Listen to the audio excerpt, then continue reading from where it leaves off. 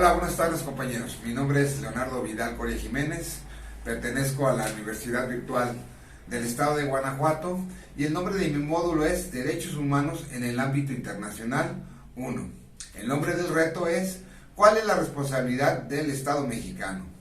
El nombre de mi asesora es la maestra Diana Patricia Josefina Orcasitas Hernández y mi matrícula es la 210051. La fecha de la entrega de este trabajo es 28 de enero del 2023. Y vamos a ver un poquitito de lo que se nos pide. En el reto se nos pide que analicemos dos casos. El primero nos habla que Ana se encontraba pacíficamente repartiendo panfletos a las personas que se manifestaban en la plaza de armas de su ciudad. El contenido de los panfletos versa sobre citas bíblicas. Al enterarse de lo que hacía Ana, la policía decidió arrebatarle los panfletos y detenerla, argumentando que no era lugar para repartir ese tipo de información, pues la alteraba el orden público. Ana permaneció encerrada, incomunicada ante una patrulla durante 3 horas. Y hasta que la manifestación concluyó. Posteriormente la policía la trasladó a Barandilla.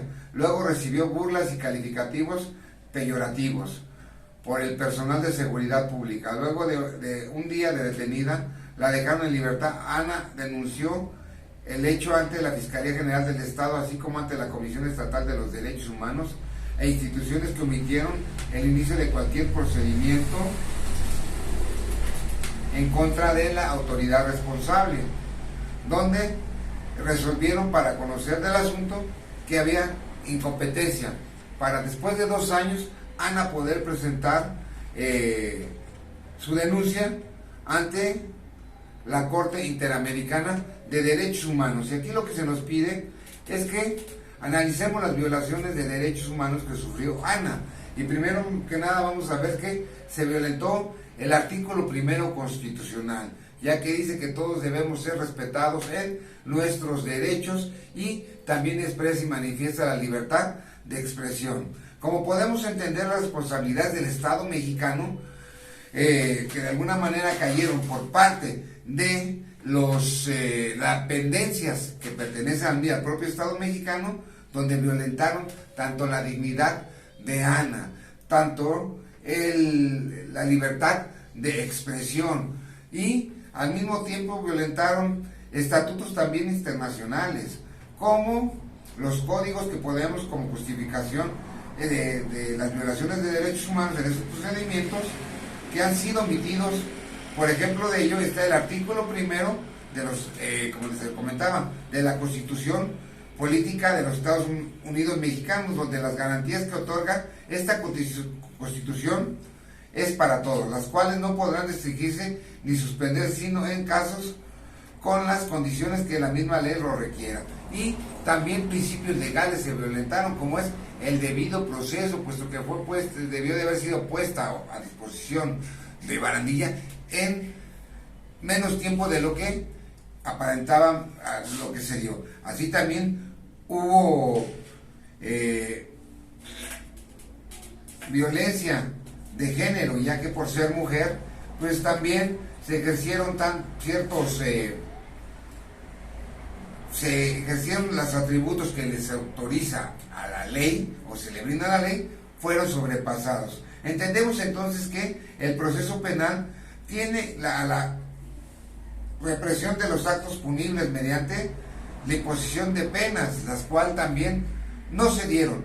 ¿Por qué? Porque de alguna manera los artículos 24, 29 y 31 del Código Penal Federal nos dice que las responsabilidades del Estado mexicano por omisiones realizadas por instituciones puede caer en violaciones a acuerdos internacionales, no solamente de la Constitución Política Mexicana ni de la ley federal también, así también como acuerdos y convenciones de los que México es parte. Después vamos a ver el caso número 2. En el caso número 2 nos habla y nos dice que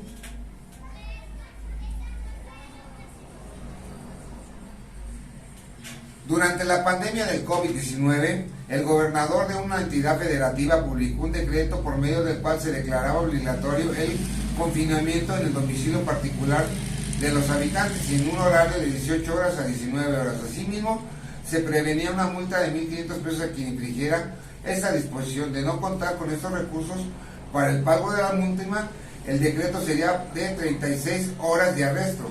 Andrés, un hombre de 34 años de edad, en situación de calle, que caminaba por la avenida principal de la ciudad a las 20 horas, en ese momento fue cuando un militar lo vio, lo detuvo y lo presentó a la Secretaría de Seguridad Pública, donde fue exigido el pago de una multa. Andrés argumentó no tener casa, habitación ni dinero para pagar la multa.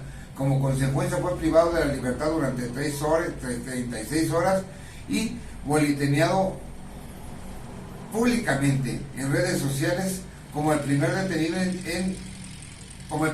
un sinvergüenza capaz de negar a su familia con tal de no pagar la multa. Derivado de lo anterior, fue localizado por una asociación civil a través de la cual planteó el caso de la jurisdicción militar y ordinaria hasta ponerse en contacto con la Corte Interamericana de Derechos Humanos. Aquí también se nos pide que valoremos qué derechos se violentaron. Y primero que nada vamos a ver que el Estado mexicano dentro de la pandemia tenía el derecho de restringirnos ciertos derechos y tutelarlos él mismo. Por eso se da un espacio de, le llaman un espacio de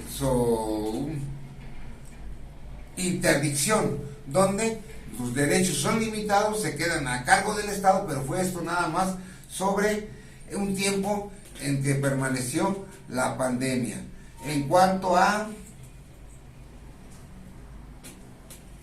que fue violentado en sus derechos y privado de su libertad, pues había de alguna manera la necesidad de hacerlo, en donde no fue asertiva la autoridad y que tiene cierta responsabilidad, fue en publicarlo y hacerlo de alguna manera público, su detención, y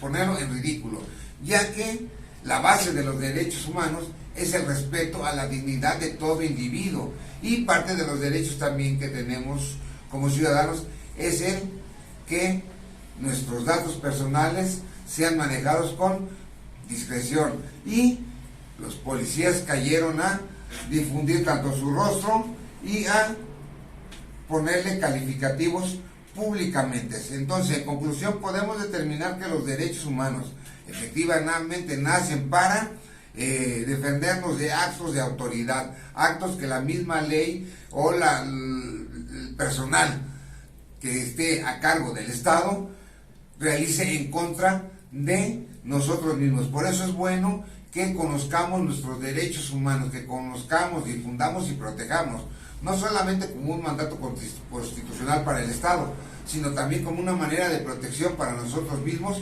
como ciudadanos. Pues es lo que les puedo comentar, amigos, que tengan buenas tardes, y hay que difundir los derechos humanos, pero sobre todo aprender a analizarlos desde una moral objetiva, que es la corriente filosófica que basa y trasciende sus ideas dentro de lo que son los derechos humanos. Muchas gracias.